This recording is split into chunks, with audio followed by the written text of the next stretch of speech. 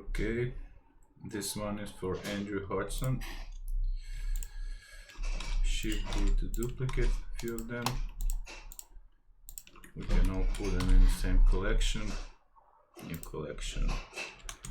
One, okay.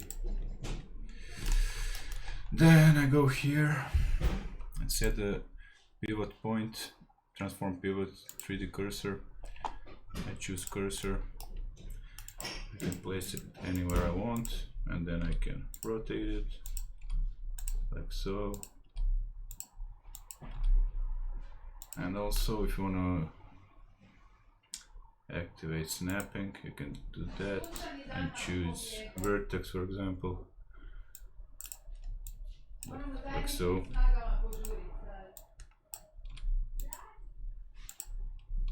I think this is really fast.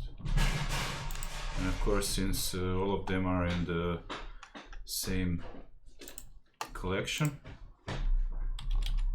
you can go here,